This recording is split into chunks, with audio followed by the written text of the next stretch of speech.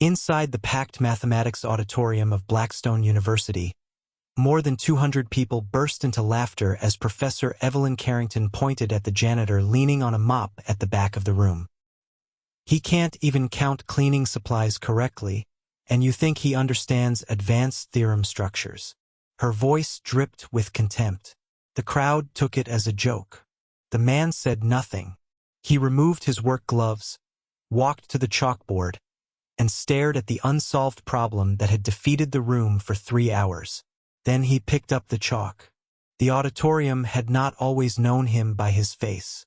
For most of the past 4 years, Nathan Cole had moved through Blackstone University after midnight, a tall man in gray coveralls, who pushed a mop bucket down the corridors of the mathematics building while the city outside slept. He cleaned the chalkboards last, always last, because he liked to read what had been left there before he erased it. No one had ever caught him doing it. No one had ever looked long enough to catch him. He lived in a one-bedroom walk-up 2 blocks from the elevated train in a building where the radiators hissed all winter and the windows never sealed right. The rent was late more often than it was on time. During the day, he repaired industrial sewing machines in a small workshop off Cermak Road. And at night, he came here to the Cathedral of Theorems and Tenured Chairs, and he scrubbed their floors for a wage that barely covered the heat. He kept to himself. He did not ask questions. He did not stay where he was not paid to stay. What no one in the building knew was that Nathan had once sat in classrooms very much like these. He had been a sophomore in pure mathematics at a small university in Iowa when his father's medical debt collapsed the family. He had left school in the middle of a semester and had never gone back. The textbooks he could not afford to buy he found in the discard bins of the Blackstone Library hauled out for recycling at the end of each academic year. He read them on the train. He read them on his breaks. He filled the margins with his own work in a steady, careful hand, and he told no one. Professor Evelyn Carrington was the face of the department. Her photograph hung in the lobby beside 2 former Fields Medal nominees, and her lectures filled the largest hall on campus. She had built her reputation on the unshakable conviction that real mathematics belonged to a particular kind of mind raised in a particular kind of room, and that the rest of the world was background scenery. To her, the man who emptied her wastebasket at 2 o'clock in the morning was furniture that moved on its own. The symposium that night was the flagship event of the spring calendar hosted personally by Evelyn, drawing department chairs and visiting scholars from across the country. The centerpiece she had chosen herself, an incomplete theorem in algebraic topology, a problem that had circulated quietly among specialists for nearly a decade without anyone publishing a clean proof. She framed it as a matter of honor. The room would solve it together on the board in real time. For 3 hours they tried. A visiting professor from Stanford filled half the board with a chain of substitutions that collapsed when a graduate student spotted a sign error. A theorist from Berkeley argued for a topological approach that Evelyn dismissed within 20 minutes. Chalk dust hung in the warm air. Coffee cups accumulated on the side tables.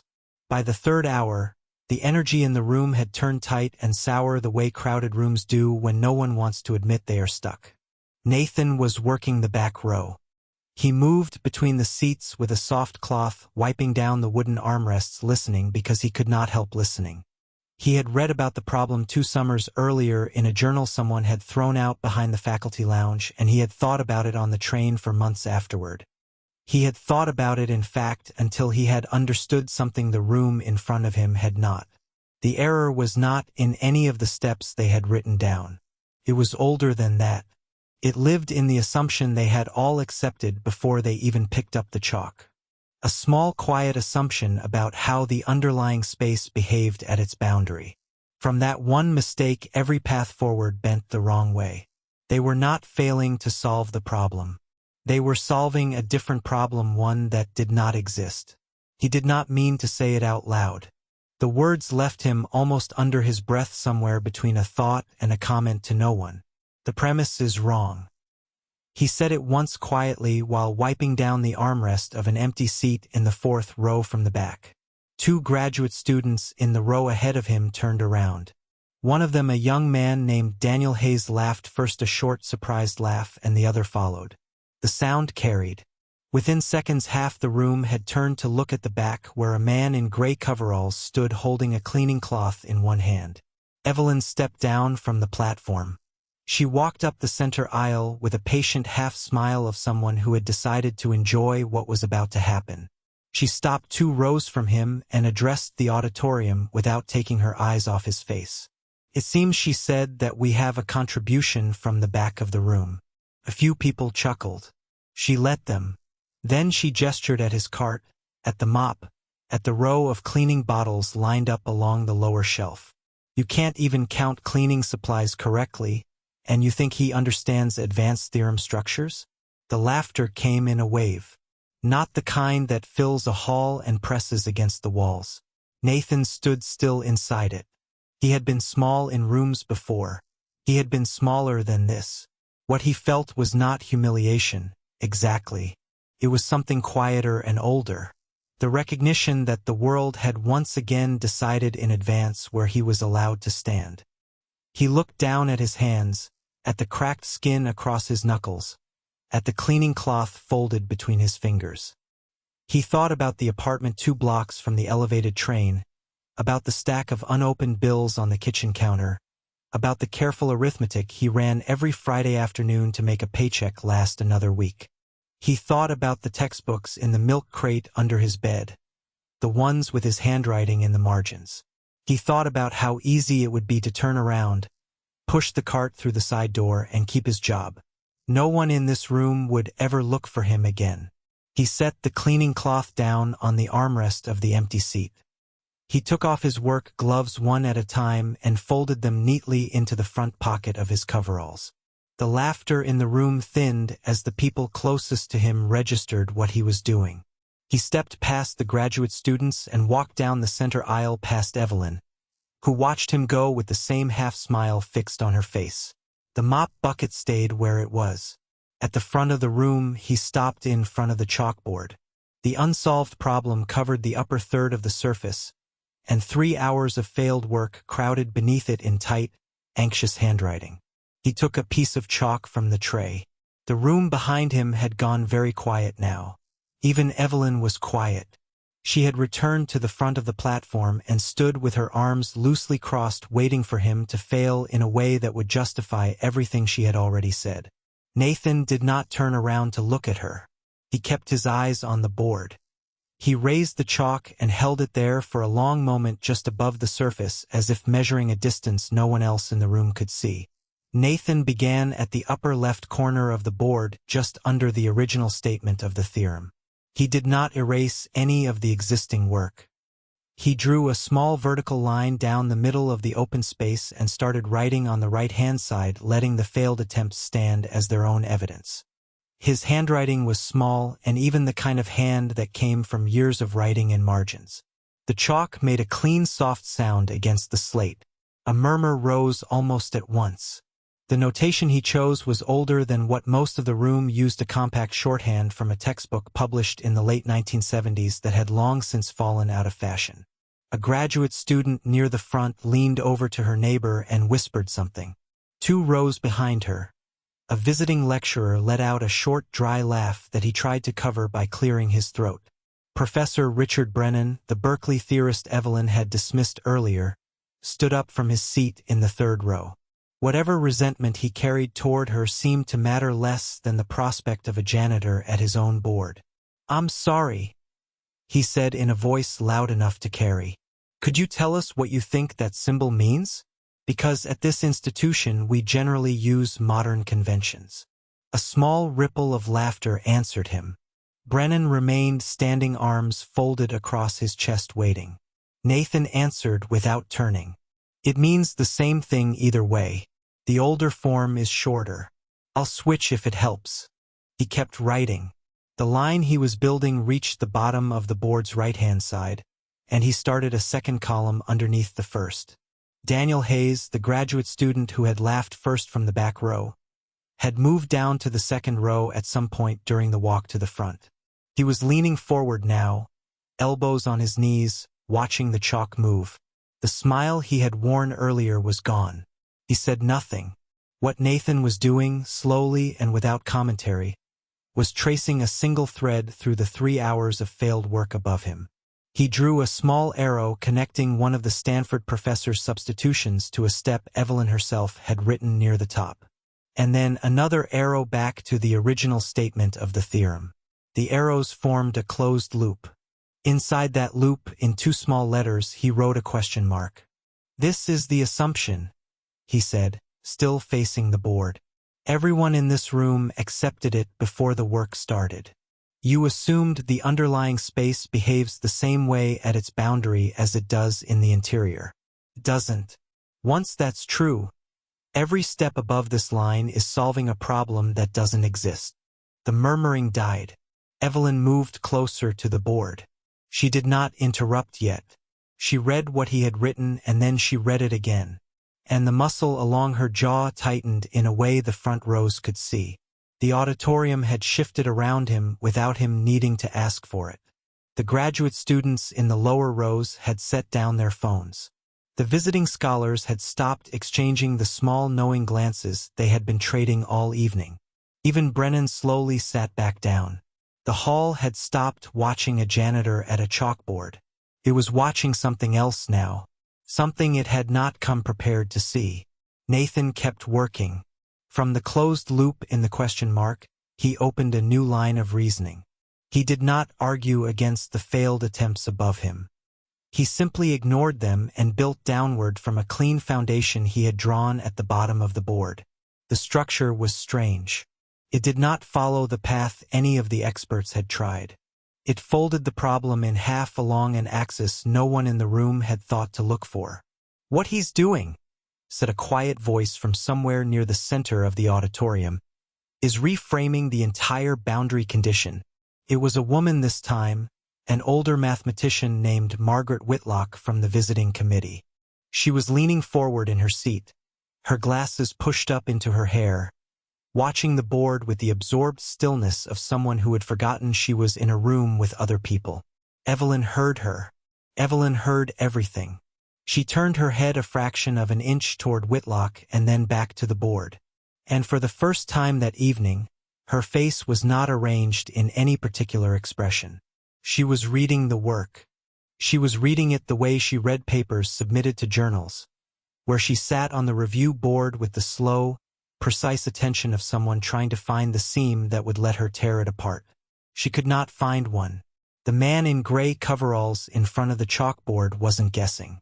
He was not improvising. He was working from a structure he had clearly carried inside his head for a long time, and the structure was correct. Worse than that, it was elegant. It was the kind of elegance she had spent her career teaching her students to recognize and to produce and to defend against lesser minds. She had never produced it herself, and she knew it. The recognition arrived in her chest like a small cold weight that had not been there a minute ago.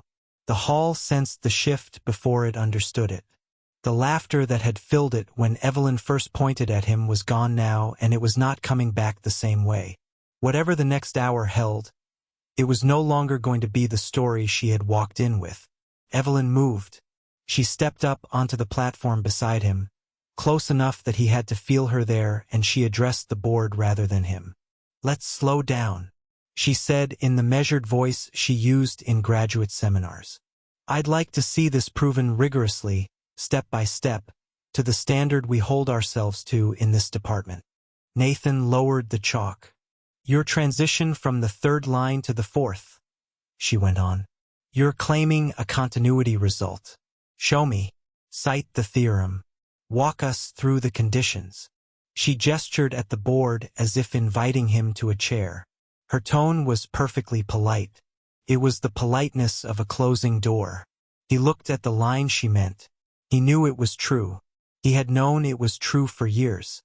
He had arrived at it the way he arrived at most things in his work, by turning the object over in his head on the train, by drawing it on napkins, by following the shape of it until the shape became obvious.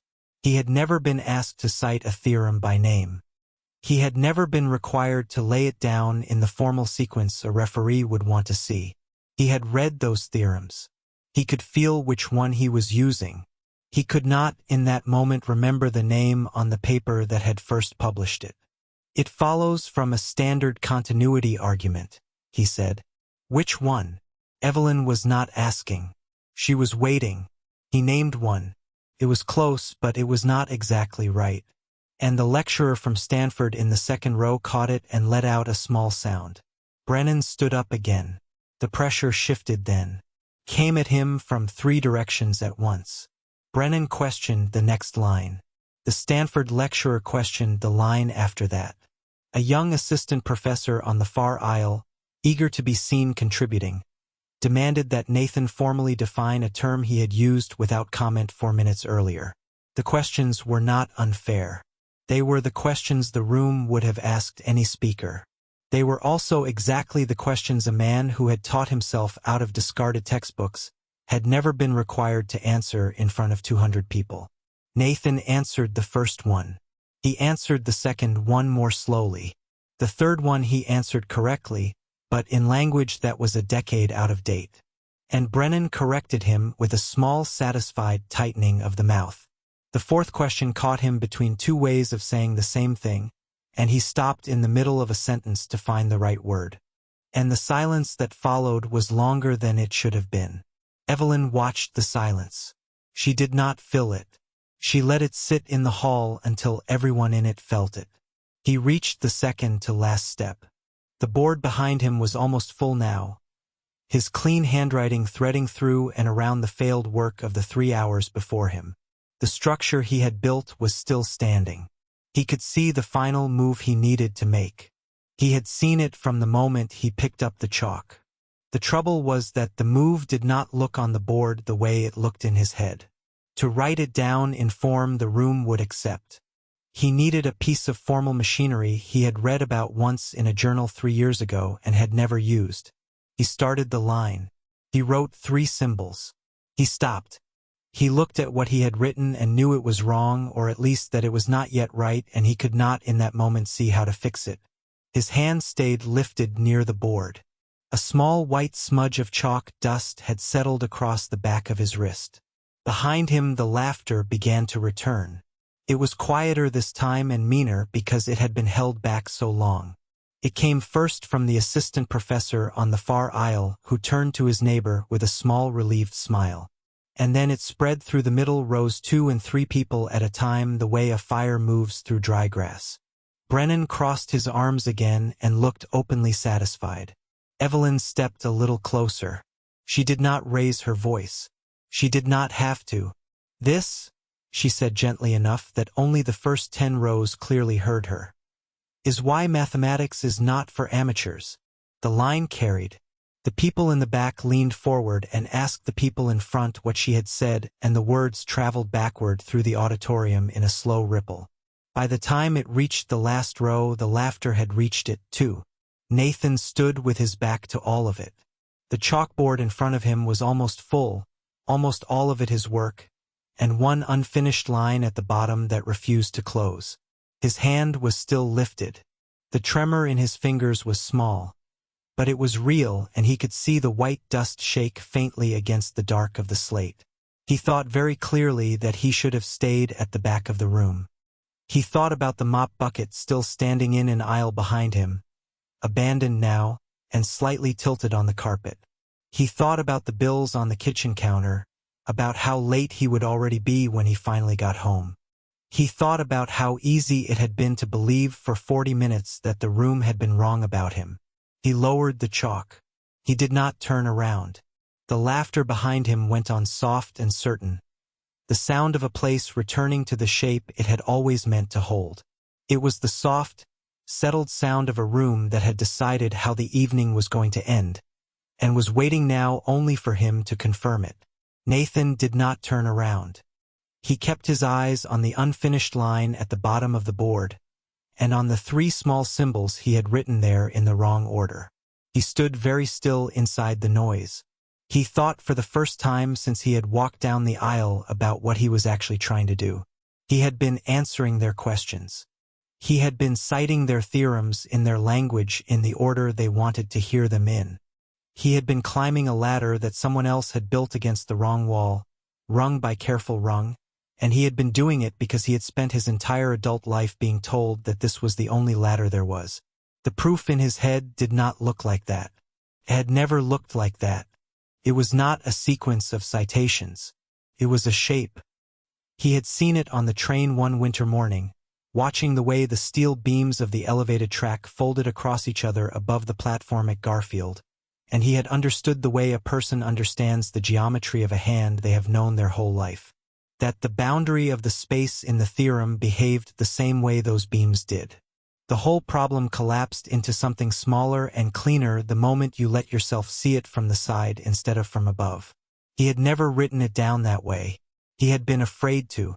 He had spent 40 minutes at this board trying to translate a shape into a citation, and the translation was killing him. The room behind him was not laughing because he was wrong. It was laughing because he had agreed to fight on terms that did not belong to him. He thought then about the milk crate of textbooks under his bed, about the careful handwriting in the margins, and he understood that he had two choices left in the next 60 seconds. He could finish the line the way the room wanted it finished badly, and walk out the side door with what was left of his dignity. Or he could trust the thing he had carried in his head for 9 years, and let the room see it the way he had seen it the first time. He raised his free hand and pressed it flat against the board. He dragged his palm across the slate. He erased the bottom half of his own work, the careful sequence of citations and formal steps he had built under Evelyn's questioning, the line that had stopped him cold a minute earlier. He did not erase the question mark inside the closed loop at the top, and he did not erase the original statement of the theorem. Everything else he wiped clean. White chalk dust drifted down the front of his coveralls and settled along the platform at his feet. The laughter behind him broke off, not all at once. The first few people fell quiet, and then the rows behind them, and then the back of the auditorium the way a wind dies through a field of grass. By the time he set down the eraser, the only sound left in the hall was the soft scrape of his own breathing. He picked up the chalk again. He started at the cleared space in the middle of the board, and he did not write a single citation. He drew a figure instead. It wasn't the kind of figure the room expected. It looked at first like two crossed beams of an old industrial frame, the way you might sketch a piece of machinery on the back of a work order. He drew it small and clean, and then he labeled the corners. "This is the space in the theorem," he said. His voice was steady now, in a way it had not been a minute ago. Looked at from the side, he drew a second figure beside it, identical to the first, but rotated by a quarter turn. "And this is the space looked at from above. The boundary behaves differently in the two views. Every proof attempted in this room tonight has used the second view. The theorem is asking about the first." He began then to fold the problem along the axis the room had not seen. He worked downward from the figures, and the work did not look like any of the failed attempts above it. It did not need citations. It needed the figures and a small number of clean, almost geometric steps, each one of which any honest person in the auditorium could verify by looking at the picture beside it. He used the older notation again, and this time no one corrected him because the older notation made the figures fit the page. Margaret Whitlock leaned forward in her seat. Her glasses were still pushed up into her hair. Her mouth was slightly open. She did not seem to know it was open. Brennan, 2 rows in front of her, had stopped folding his arms. His hands rested on his knees, now very still. Nathan kept writing. The figures multiplied along the lower half of the board. Each one reduced the problem by a little more. By the third figure, the structure was unmistakable.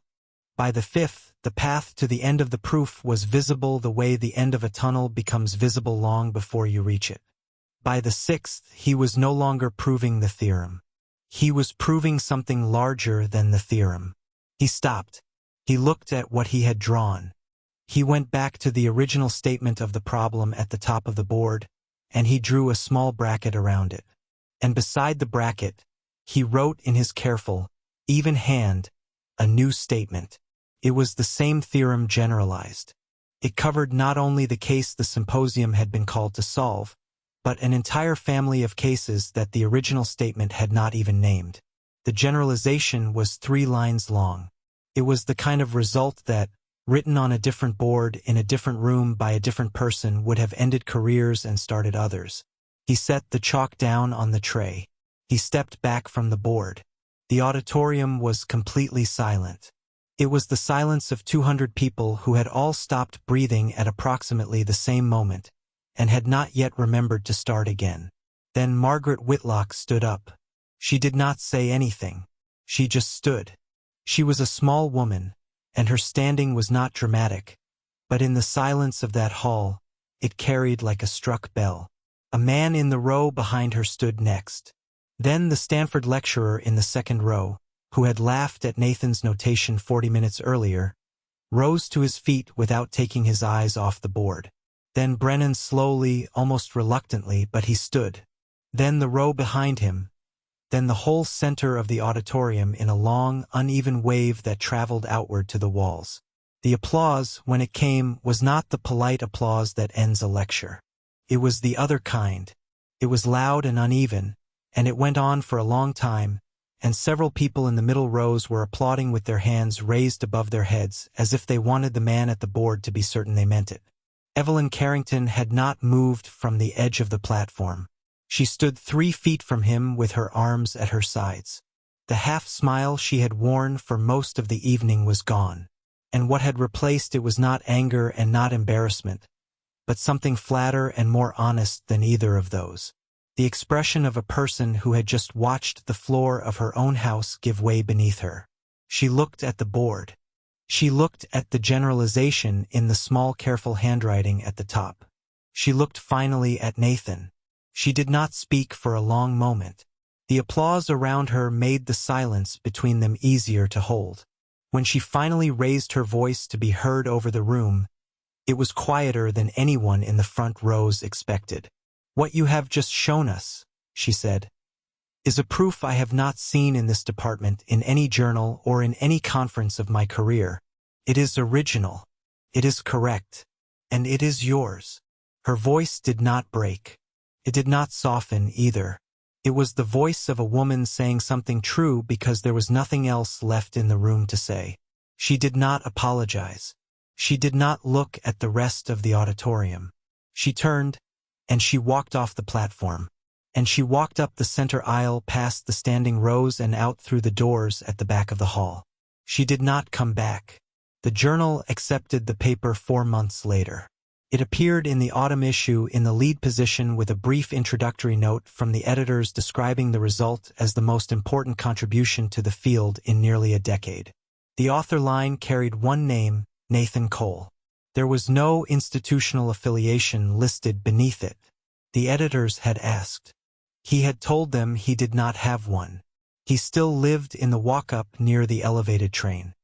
He still rode the same line to work in the mornings, and he still repaired industrial sewing machines in the small workshop off Cermak Road in the afternoons. He had given up the night shift at Blackstone University. The department had offered him a visiting position and a research stipend, and a small office on the 3rd floor with his name on a piece of cardstock taped to the door. He had accepted the office. He used it 3 afternoons a week. The rest of the time he was on the train, or at the workshop, or at his kitchen table working in the margins of books that no longer had to be discarded to reach him. Professor Evelyn Carrington had taken a sabbatical at the end of that spring semester. She did not return in the fall. The faculty website removed her photograph from the rotation in the lobby without any particular announcement. Where she went, no one in the department said out loud, and no one asked. Daniel Hayes, the graduate student who had left first from the back row that night, became one of the first people to sign up for the small reading group Nathan led on Thursday afternoons in the 3rd floor office. He was a quiet member. He took good notes. People in the building who had walked past Nathan for 4 years without seeing him now stopped him in the hallway to shake his hand. He shook each of them. He did not bring up the night in the auditorium. Neither did they. It was understood, in the way these things are understood in buildings full of polite people, that the story belonged to the room it had happened in. What he carried out of that room he carried quietly. He had not gone there to win anything. He had gone there to clean the floor. The board had simply asked a question he already knew the answer to. And a woman with a microphone had told 200 people that he was not allowed to answer it. And he had answered it anyway. Knowledge does not belong to a title. Intelligence does not wear a suit, and it does not stand on a platform. And sometimes the person the whole room has decided to laugh at is the only person in it who has actually understood the question.